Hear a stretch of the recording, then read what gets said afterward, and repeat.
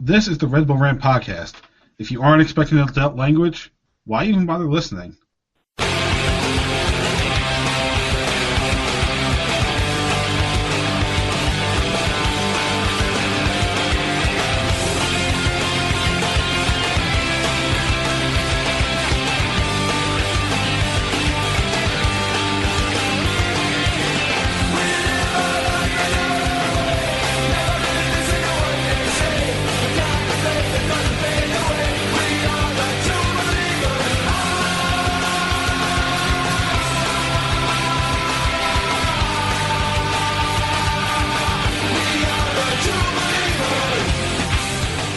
Welcome, my friends, to the Show Never Ends. This is the Red Bull Rant podcast. I'm your host, Jason Pico. I'm Truman, and this is episode 509, a game about nothing. Nothing is exactly what we get out of any game. Certainly not wins or points. Yeah. Lost in the Open Cup 3-1 at home to New York City FC. All three goals were scored from pretty much exactly the same corner kick. And followed up with a 2-0 loss at home to FC Dallas. Before we get into it with our thoughts, we got a voicemail first, and then we'll check in with Blue Sky and Instagram and everything. So first up, our voicemail from a familiar person. Someone deserves to be fired tonight. The set piece coach, whoever was coordinating those set pieces needs to lose their job tonight. They give up the exact same fucking goal 3 fucking times to a guy who hasn't scored a cup goal in 10 years, and the first two guys who had a career total of 8 or 9 goals between them over 16 combined seasons is embarrassing. Michael Bradley is clearly out of his depth, some incompetent, inept substitution, and the consistent willingness to continue starting a center back pairing of Dylan Nealis and Robert fucking Volador. That man is trash. This team is embarrassing. This team stinks. I had the misfortune of going to Charlotte this year, and this pisses me off just as much, if not more. Somebody needs to get fired. Something needs to change, and this just also goes to show you, we said during the offseason that we didn't know whether Julian de Guzman was cooking, but he was trying something, and his something fucking sucked. This team isn't good enough. There are so many holes, and it doesn't seem like there's been any forward progress or momentum over the course of the season. I just think Michael Bradley's completely out of his depth, and the sooner we realize that we can't win with a team whose average age is like 22 years old, the better. Some of these young guys are good, but man, they need some rest, and most importantly, they need some cover so we don't have to keep relying on them. Matthew Dos Santos has had to play every game because our other options are Omar Valencia, who Bradley doesn't trust, and Bungie, who is clearly the worst left back I have ever seen in my life. Audrey Mamedi has to play because for some reason Bradley has absolutely zero faith in Bregren. And for some reason, the FO still doesn't think we need to sign a center back. There's got to be a free agent out there who is better than Volador. And what does Tim Parker have to do to get a game, man? That is one of the worst performances I've seen from this team in a really, really long time. Hapless. They don't care. And there needs to be some sort of changes after tonight. I mean, that's kind of repeating a lot of stuff we talked about last week. That was before the Dallas game. Yeah, it was. So that was actually Zach who called in, who was with Eddie when they called the last time after that Charlotte debacle. So thank you guys for calling in and leaving angry voicemails. Yep. Because we couldn't have said it better ourselves. Before we get to the one Blue Sky comment, I think people need to understand that the goal for this that the front office has for this team is much different than the goal the fans have for this team. I mean, it should be clear by now, but that's where we're at. The fan base has a different expectation than the front office. But oh God, I mean, how many times are we going to talk about this? What is the goal of the front office? Just to develop young talent and sell them off because that's all they have right now. Yep, it's basically a glorified academy for Leipzig, Salzburg, Brazil, whatever they want to send them to. So the goal is like RB2. You don't need to win. You just need to produce talent. Which, in fairness, we're at least giving young guys playing times. From that perspective. That is true. Tons of it. From that perspective, we're doing what the front office wants. Yep. All right, anyway, Blue Sky. Yeah, MJNES. I don't know how to actually say your I don't know. But anyway, he said this team needs multiple windows to fix all the issues, which might mean multiple years. And while they're doing that, it's likely that Hall and Adu will be sold to Europe, which means more holes to fill, which again, fits what we were just talking about with us just developing young guys and sending them off somewhere else to be successful. Yep. That's where we're at. It's sad how this team has clearly shifted goals since Armis left. Or sorry, not Armis. Jesse Marsh left. Yeah. So I think let's do quick dislike, and then we're just gonna level this team again. I feel in the afterthoughts. I think that's a good plan for this. Yeah. I feel like we should start with likes only because we're going to talk so much about dislikes anyway. So you can go first. What did you like about these two games? Well, I like that. Here's something to like. Their schedule won't be so overburdened because they're not in the cup anymore. So there you go. I mean, not that it really mattered because there's only one more round before. Yeah. There's I think there's 3 rounds left, but it's one round now and then September. Right. It's, for Open Cup, it's not like all these games will be happening now, so it's really weird. We scored it all against New York City. Yes, that's true. We did score a goal. Yeah, because apparently we've forgotten how to score recently too, unless it's against DC. And I believe that goal came from future European player Julian Hall. Correct? Yes. Yeah. So there you go. All right, dislikes. I had to sit through the Dallas game. I think that could be the dislike for absolutely everybody on Saturday night. Yeah. I mean, I'm going to be very specific because we're going to... The afterthoughts can be a little more brutal. 0 shots on goal against Dallas at home. Holy shit. I didn't even realize it was 0 shots on goal. God damn. 0 shots on goal. None. It's fucking embarrassing! I think they had what were their chances were 9 shot attempts, 0 shots on goal. That tells you all you need to know. They had 8 corners in that game. None of them really even ended up with a shot on goal. The keeper didn't have to do anything on any of those. Jeez, that's terrible. You don't even test the goalkeeper. Yep. At home, by the way. Should I mention that again? At home. At home. It's home game. Fucking embarrassing! Awful. I mean, so bad. All right. Afterthoughts. I'll let you go first. I don't even know where we're going to start with this one. This team somehow doesn't fucking learn their lessons. All we've been talking about is how piss poor their set piece defending is. And then in one game, they proved it 3 times that it still sucks.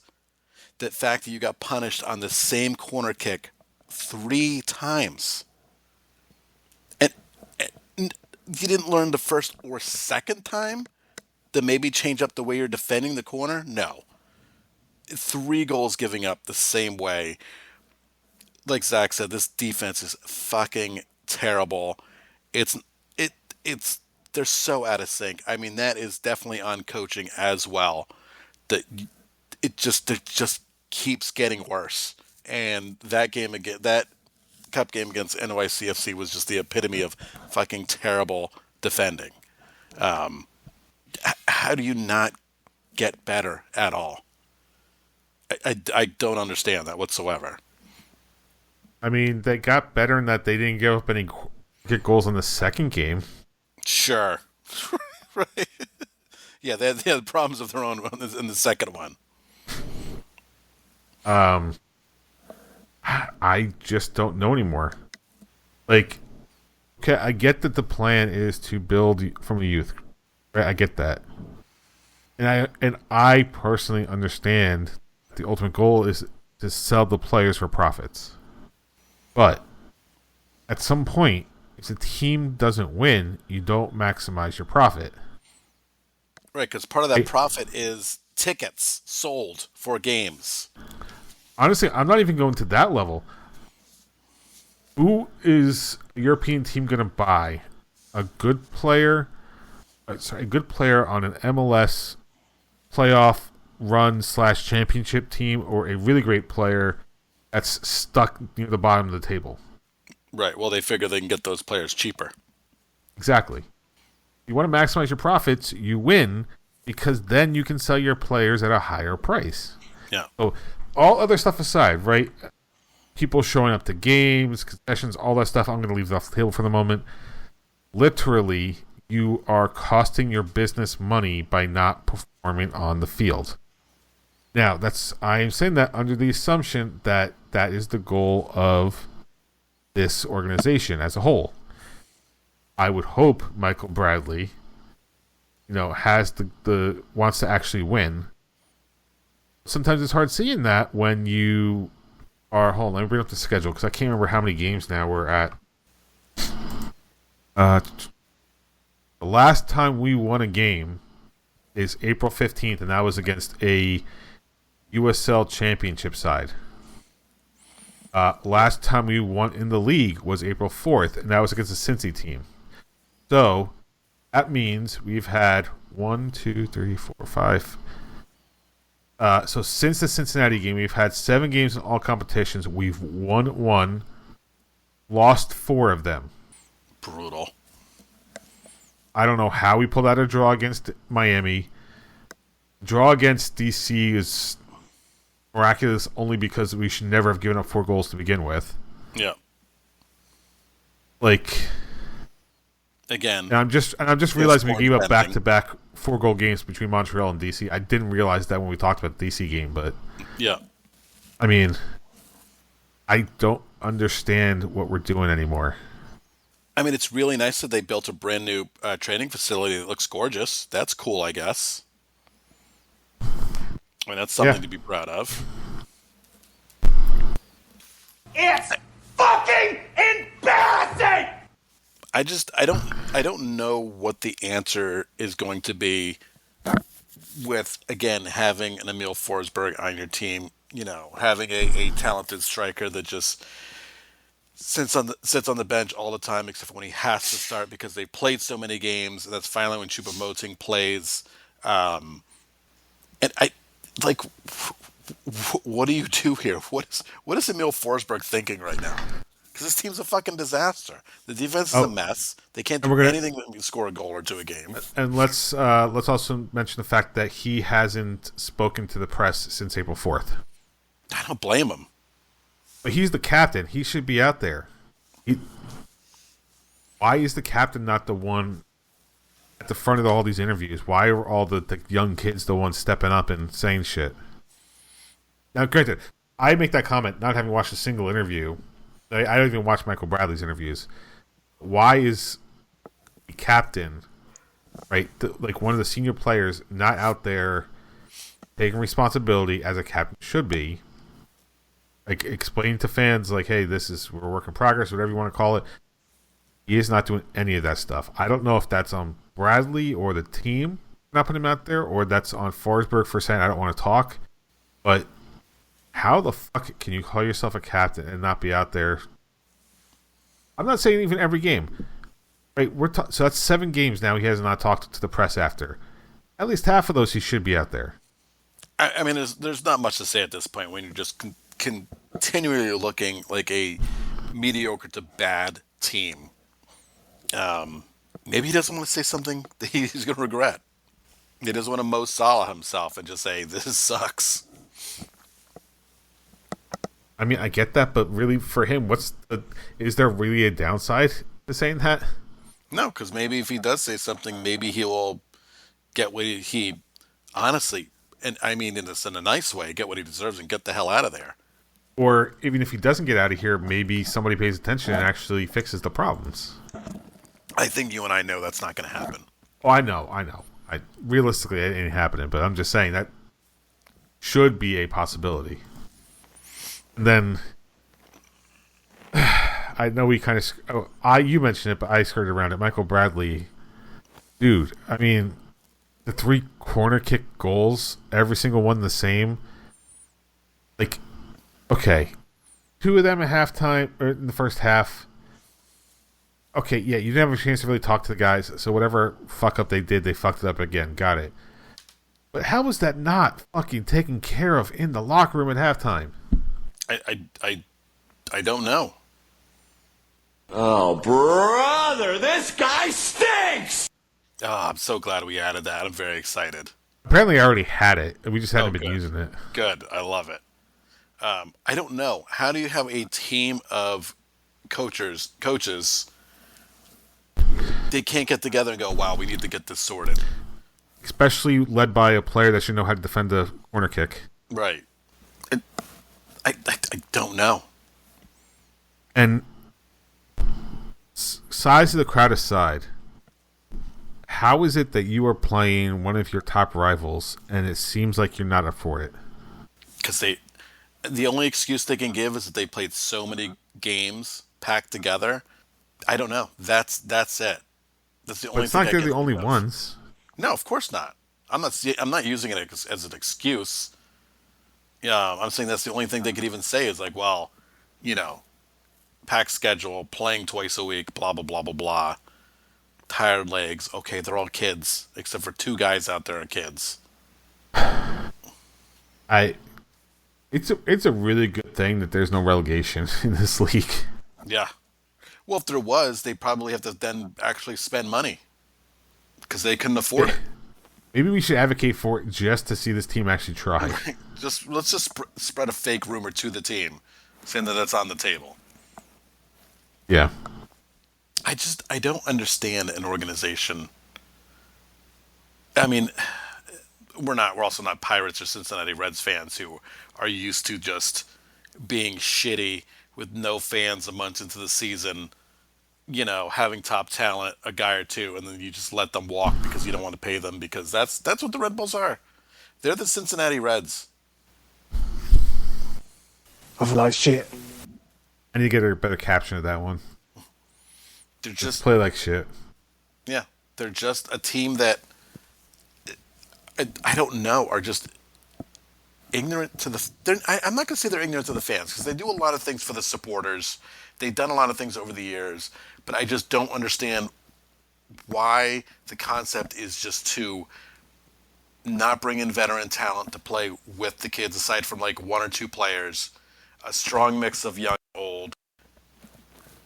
Create a winning organization, bring fans in, pack that place. I don't get it. Does Red Bull want to really represent just being shitty? They don't love to win. They don't hate to lose. Yeah. That one's for the organization, not the players. I mean, don't get me wrong, that can apply to the players too, but in this case it's organization specifically. And the Dallas game's a good example of like looking like they had nothing going on. Nothing. Like you said, you had to sit through that game. That wasn't a 2-0 game where like they had a bunch of chances and they got unlucky. It was just like a listless performance. Yeah, like at least the second half of the New York City game, we were down 2 goals, but you could tell that they were trying, and at least there was a few times where they should have scored, but it was just honestly good goalkeeping is what kept them out of that game. Like it took until the second half for that to happen. Yeah. The Dallas game, it was literally like, okay, when's Dallas going to score that second goal to put them away? That's all you were waiting for. You weren't like, oh, I really think they're gonna get an equalizer here. You were waiting for the inevitable, where the game was gonna be completely out of reach at 2-0, and you knew it was coming at any moment. I'm sure you felt the same way. Oh, as soon as the second goal hit, I was like, okay, I'm good. I don't need to watch the rest. There it is. Like the last 5 minutes or whatever it was. Yep. I mean, it helped that I didn't watch it live, right? So I knew as soon as that second goal was scored, it didn't really matter if I watched the rest or not. No. I didn't have to sit there, and I'm sorry for doing it, but I didn't have to sit there and have to worry about putting out the tweet on Blue Sky or whatever. The good thing is, when they scored the second goal, I was already getting the post ready because you knew. You knew they were going to score. I'm like, I don't think I'm going to have to edit this. I think I could just hold on to this once the ref blows the whistle and it's not going to change, and I'll just hit send. It's fucking embarrassing! I need more variety for this kind of stuff. Yeah. And it sucks that I don't have more angry clips to use. Well, if people know some angry clips, just send them our way. An angry clip, but I just figured it's a good one. Gotta get Pat in here somehow. And now Taxi understands why we're so mad. And why I predicted a 7-1 loss against Miami. That's right. It all makes sense now. I mean, we lost 6-1 at Charlotte, right? 7-1 was not out of the realm of possibility in that case. Right. Yeah. Any other afterthoughts? Oh, no, I'm going to save the rest for dumping ground. I'm going to say, okay. I'm going to save a slight positivity. Okay. For the dumping ground. Prediction standings, no change. Truman's at 5 points. I'm at 2. I had this thought. So, obviously, gas prices in the U.S. are going crazy.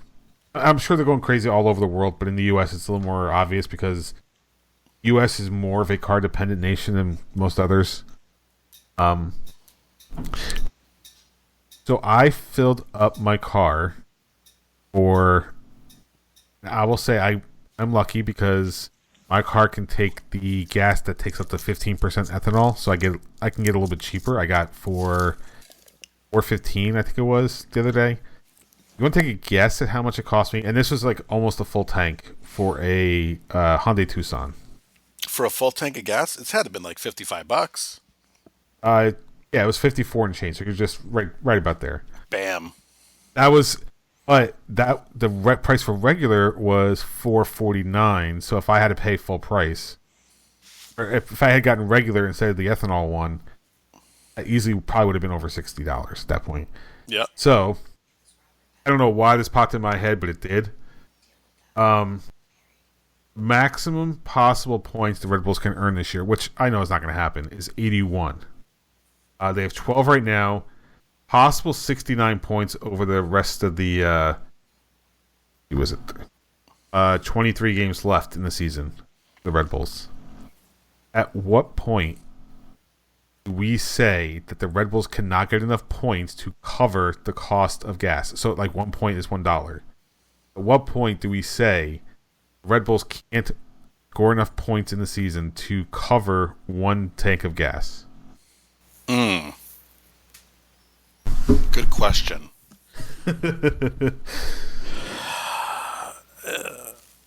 And obviously, the gas prices are still going to go up, at least in the short term, right? So it's very possible that, given the right conditions, I hate to say, but we could be looking at $81 for gas for most of us at some point. I'm gonna say in 7 games they're not gonna be able to cover a full tank of gas. Okay. So, assuming they lose all 7 of those games, right? Mm-hmm. Hold on, let me bring up the calculator, only because I can't do the math quickly in my head. So that would be a maximum, assuming no points over the next 7 games, that's a maximum total of 60 for the year. So that assumes they lose 7 games and then win the rest from there on out. Which they ain't gonna do. Yeah. But, so if, assuming 7 losses, right, that, like I just said, 60 points, do you think within 7 games, the gas price is going to get above 60 points? And if so, are we going to even get close to let's see, so that'd be 21 points. Let's call it half, right? So let's say I'll give them a little bit of, let's say 12. Do you think we even get a possibility of 12 points over 7 games? No, I think they can get no. There's no way. That'd be an average of 1.7. No. Right now we're averaging 1.09 repeating points per game. They had a gutsy performance against Inter Miami, and they've squandered all of that with the way they played recently. So, my thought of this is I think it's very possible a full tank of gas for most people will hit $70 before Red Bulls even hit 40 points this year. Yeah, easy. And it sucks. I don't want to think that way, but it's given everything in the world, I think that's a very real possibility that happens. Easily. So, I don't know. Let's see. It was just a weird thought I had that crossed my head. It was like, there's no way the Red Bulls, like, 1-for-1 could somehow score less points than a tank of gas could cost this year, right? Yeah. Side note, the cost of gas is making me really consider going electric or hybrid right now. Yeah. Because my vehicle is not that old, and people have been asking me to buy it back, so I might be bringing people up on that offer. EV market's getting very excited to start making money again. Oh, I know they are. Oh, yeah. The only thing that scares me about EV is the charging times.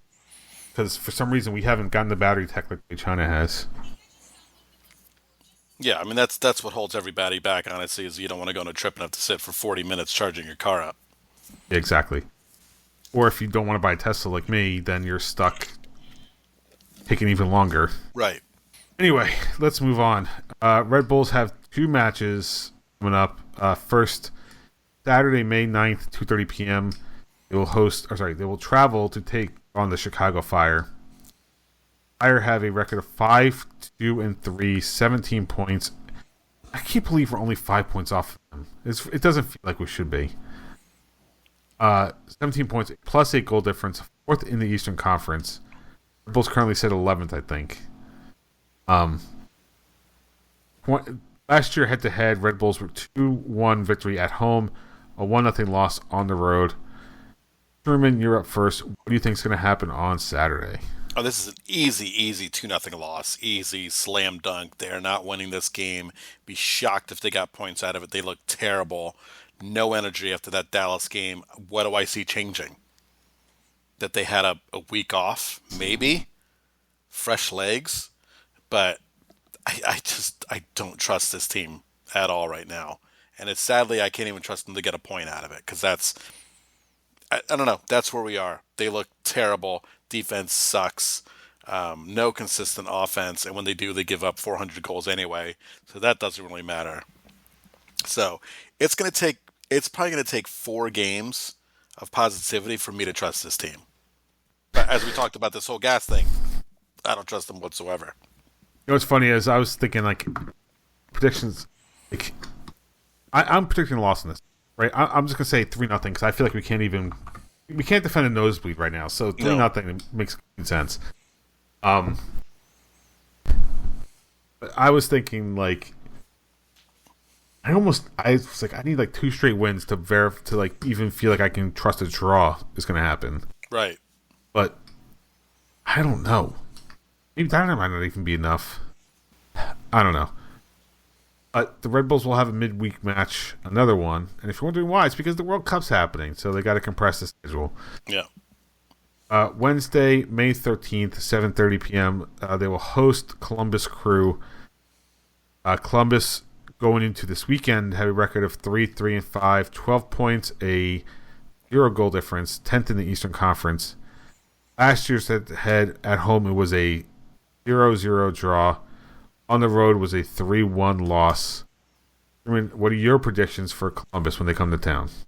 Getting grain of and salt. by the way, these are with the asterisk. We can change them. Yeah, grain of salt. This team still stinks. I may change this depending how they look in Chicago, but I will say a 1-0 loss. Can't trust them to win at home. Can't trust them to do anything right now. And just for the sake of consistency, I'm going to say another 3-0 loss because, again, we can't trust anything and we can't defend. So why would we expect any different? Yeah, they are bad. Yeah. All right. On to a Red Bulls team that actually has some wins under their belt. Philly 2, Red Bulls beat them 2-1 on the road. So Red Bulls 2 have a record of 6-2-0, 20 points, 12 goal difference, 4th in the Eastern Conference. Their next matchup, they will host New York City FC 2 on Sunday, May 17th, 7 p.m. Eastern time. Gotham FC, another team getting wins in this area. Last two matches, a 2-0 win at the Chicago Stars. All that up with a 1-0 win at home against Racing Louisville. Record 4-2-2, 14 points, a plus 4 goal difference. 5th in NWSL. Their next match this weekend against Boston Legacy, Saturday, May 9th, 6:30 p.m. Eastern Time. That it is time for the F1 update. And box now, box forward. Stay out. Fuck! Why? What I doing? Tire. I figured I needed the Ferrari one this week. Yeah, I felt a little better this weekend. I'm sure you did too. I think it really sucked that Max freaking spun out to start the race when he qualified second. But he fought his ass off to get back into what he finished 5th. After intentionally taking a pit stop to drop to 16th. Yeah, so I mean, I feel a little bit better. I think Mercedes is probably going to run away with the championship this year. But maybe he can fight to get, I don't know, maybe into like a 3rd place finish if the car continues to perform. I mean, the team's probably not going to do anything because it's just him. It's just him. Yet again, you think they get a decent driver, and he couldn't even finish the race. Well, in fairness, I don't think I think problems aren't on him. It's the car. Right, of course. Because when Hadjar has actually had a car to race the whole race, it seemed decent. But I felt better in this race in Miami. I really did. I thought Max had a really good. I mean, he was trying to finish on the podium, but those tires just it was not going to let him do that. But yeah. I think he feels a little bit better, and you just hope you improve. Now they don't race again until I think it's 2 weeks. The 22nd to the 24th is the weekend in Canada. So yeah, they have 2 weeks off, and then Montreal. Yeah. So a couple weeks off again. So we're not going to have much to talk about next week, but I will say it's the one thing that Red Bull has that I'm feeling slightly better about. Yeah, so what I did see, hold on. So there was some news that I saw that apparently they are considering adding an extra race this year. Obviously, they had the 2 in Saudi Arabia and Bahrain, right? That was the other one, I think. Yeah. Were canceled because of what's going on in the Middle East. So next year, the Turkish GP was supposed to come back. And apparently that may come back now this season. Apparently the circuit may be done in time that they could get him in at some point this season to make up for one of those rounds that was missed. And I thought I saw something floated that if things were resolved, that they could possibly shift the Qatar and Abu Dhabi Grand Prix and then put Saudi Arabia or Bahrain back in at the end of the season. It would be. We may get a full season, just a very crowded end of the year. Yeah, you'd be really squeezing. It would be tight to do that. Yeah. But I'm sure if they can, they will, because you want to maximize sales, right? Advertising, all of that kind of stuff. You obviously don't want to lose races because there's so much revenue lost. So I think if they can find a way to fit it into the schedule, they absolutely will. Yeah. Now, I think if they had a track, the summer break would be the best place to do it because they already had the time off and had that, which was early in the season, right? They had the extra weeks ready. Like maybe a second Silverstone race or something. Yeah, I don't think they want to have those summer races in the Middle East because the car tires will explode. Yeah. But I think Silverstone can be driven backwards, so why not? Yeah. We'll reverse Silverstone. It would definitely make things a little more interesting. There's like a 2.2 mile road course in Millville, New Jersey. They could just do it down there. Wait, there is? I don't think it could. I don't think it could sit 100,000 people. It might fit 1,000 people, so you're not going to have much of a crowd. And I don't think the paddock's great, but there's a track down there. You can do it. I did not know about that. Yep. And it's got even looks like a little airport right next to it. Yep. fly all these fancy jets in this tiny little airport in southern New Jersey. Did you do motorcycle races there? They could, in theory, do it. They do a race called 24 Hours of Lemons. Oh, God. Which are $500 cars. Yeah. All right, hold on. I got to see this from Google Maps view. Satellite image. It's not a bad track. I think Jersey deserves a F1 race. Yeah, I mean, I don't know what F1 standards need to be, but who cares? It's a crazy year. You do what you got to do. True. The Indy style pit lane, the full on garage, right? Mm-hmm. Yep. Yeah, that would be interesting to see. Looks like a short run down to turn one, so that would definitely be an interesting start to the race. Oh yeah, what a fight it would be. I think they should do it just because. I mean, I would be not that they'll ever do it, but like, imagine if they went back to Indy for a year. Oh yeah. But I know they won't do it. They're not going to really do 4 races in the U.S. No, God no. All right. Anyway, with that, time for the dumping ground. I'm the trash man. I got nothing at the moment, so. All right. So first thing I'm going to say is this: if the Red Bulls are going to suck so terribly, and the Mets are going to suck so terribly, the New York Knicks better win a goddamn championship this year. That's all I'm saying. That's all I'm saying. Well, they're the only team. Are the Nets in the playoffs? No, the Nets are not. I have not been paying attention to basketball. I have no idea who's where. No, I mean, listen. The Knicks are already up 2-0 on the Sixers. They have to move on to the Eastern Conference Finals. New York needs this team to win a title. That's all I'm saying. We need it, and this is the only team that's going to give them a chance because, as we know, we talked about week in and week out, that nearly every other New York team absolutely sucks. Except for the Yankees, who are having a great start to their year. That's it. There's nothing else going on. That won't pay off until October anyway. Right. If it did. Right. So we need something to happen in this spring, summertime to lift up New York fan spirits. Because it will not be the New York Red Bulls. And it will not be the Nets. This is all we got right now. So we got the Knicks. So I did remember some stuff. So World Cup related.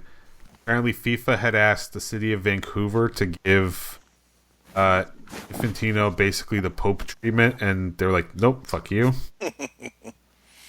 Apparently, then I think Toronto, anybody that has a ticket for games in Toronto have now been told that they cannot resell to exceed face value because of a local or I think it's a provincial ordinance that they stop scalping. Mm-hmm. That apparently FIFA was going to get away with not having to deal with, but then because they kept pissing people off, province said "fuck you" and then turned it on. Apparently, they, what I saw on Reddit, that they approved this measure after the World Series, where Toronto fans were just getting destroyed in terms of ticket prices for the Blue Jays. Good. So they decided to do something about it. Yeah. I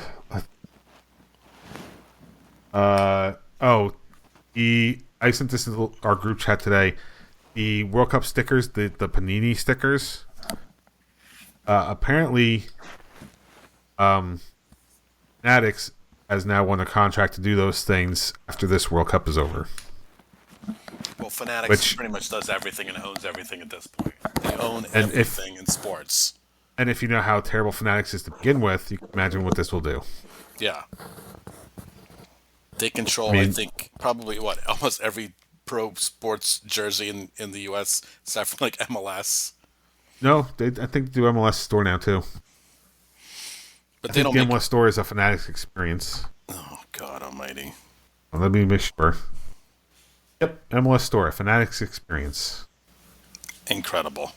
And aren't they the ones that like actually made the jersey? Or no, it was I guess Nike, but Fanatics was involved. Who was the Major League Baseball jerseys last year that were too white? Like that they're see-through basically. Yeah, they were terrible. Yep. I know Nike's name was on it, but I thought it was Fanatics was the reason they were so bad. Yeah, it was, and I don't think their stuff is that quality. Honestly, their hockey jerseys never looked that great either. No, and I got a replica Jets jersey a year or two ago, and it's kind of shit. Yeah, like it's really fucking tight in the well, what it is, it's tight in the chest, and it's just this weird material. So I'm not paying authentic jersey prices for a fucking NFL. Oh my god, dude, they're so. The prices of jerseys of those authentics are completely insane. Yeah. I think that's all I have for World Cup stuff. I'm pretty sure there's it's still available for insane prices. God, yeah, I don't think there's anything else I could think of right now for that. Every other it's literally you go to any other shop websites for MLB, NFL, everything. Fanatics Experience. Well, they have Fanatics Fest, so they run that whole thing, that whole event. You know, there's a Fanatics like warehouse by me that I never see trucks at. Really weird. You know, why is just a bunch of fanatics coming and they just carry everything away by themselves? They're such fanatics. They or they employ the Amazon program where it's like bring your own car. Right. Yeah. Or was it the Amazon Flex type stuff? All right. Anything else for Dumping Ground? No, I think that's it.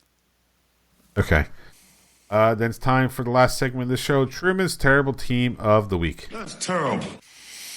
Now, I am mad at the Red Bulls because they do stink. But in a one-game situation, the real stinker was Miami, who blew a 3-goal lead against a very bad Orlando team and ended up losing 4-3. The last goal scored in it was like the 90-plus third minute. I think it was on a penalty kick. So anytime I can get an opportunity to make fun of Inter Miami, I will. And I think you blowing a 3-0 lead, you deserve it. And they finally said a first thing at their new stadium, the first loss. Oh, there you go. Yeah. Wonderful.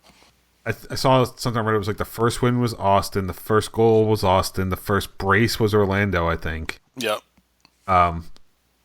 First tie, I guess, technically goes to them, although it goes to us or goes to them in Austin. It's just kind of funny. The first thing that they have is the loss. Yeah. That's a shame. Yeah. Couldn't happen to a richer club. Correct. Okay. Are we getting out of here then? I think we are out of here. Okay. Visit us at patreon.com/Red Bull Rant. $1 a month gets you exclusive content whenever we decide to do it.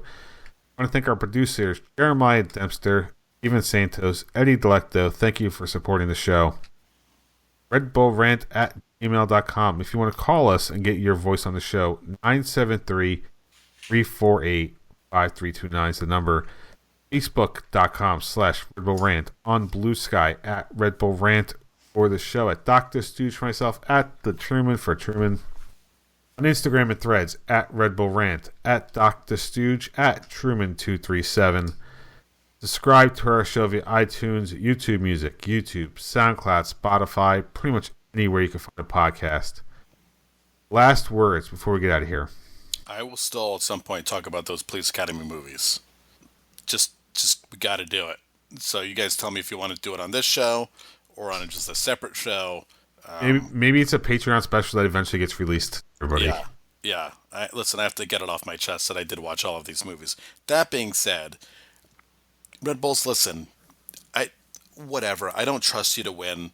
So the only team I'm going to tell to win this weekend is the New York Knicks. So New York Knicks, win. Not even Liverpool, man. I mean, what are they playing for at this point? They're not winning a championship. No, but aren't they possibly going to slide down into the They'll Europa League or something? They'll still qualify for Champions League. I feel. I think they'll be good on that. Yeah, you might be right because I forgot the top 5 are now go to Champions League, and you guys are 6 points off of 6th. Yeah, and if they don't, and Slot gets canned, fantastic. I win either way. Which we didn't talk about it. So Tottenham right now are out of the relegation zone. Yeah, sadly, by 1 point because they've now won 2 in a row. Yeah. I hate the fact that Everton lost to West Ham, because on the one hand lost, but on the other it kept Tottenham in the relegation zone for that time period. Yeah. But Burnley and Wolves definitely gone. It's very possible West Ham can resolve this, but I think realistically, Nottingham Forest and Palace, they still have to play the games, but I think realistically that they could secure themselves their season. I think they are going to. I think they're. I really feel they're safe. I really do. I think they're safe. I think it is a battle, 100% a battle between Tottenham and West Ham. So just because I know this is really dumping around topic, but just because. All right, so Tottenham's last 3: home to Leeds, away at Chelsea, home to Everton. You find West Ham's last 3. Home to Arsenal, away at Newcastle, and home to Leeds. Okay, maybe Tottenham has a better path forward. Yeah. But it would be the funniest thing ever, especially with Arsenal now having a 5-point lead for somehow West Ham to beat Arsenal just to close that gap back up. Yeah. I mean, either way, it's going to be catastrophic for one of those clubs. Absolutely catastrophic. Oh, did you see? I am sorry. I know this is a dumping ground topic. I got distracted. We were almost out. We were almost out, and then Everton pulling back in. I don't know if I'm not saying you had to watch the whole thing. Did you see the wrestling incident in the Everton match on Monday? I did not. Apparently, wrestling a player down in the penalty area is okay as long as the ball is not in play. Sweet. And even when it is in play, it's okay because technically the foul continued into when the ball was in play. But no. I think because it was a Man City player tackling an Everton player, that was never going to happen anyway. Okay. But apparently it's legal now. It's kayfabe, brother. That was the last thing. Okay. This has been episode 509 of the Red Bull Rant. Thank you guys for tuning in. I screwed that up. I got myself out of my normal flow. Truman and myself, this has been episode 509 of the Red Bull Rant. Thank you guys for tuning in, and as always, Red Bulls. See you later.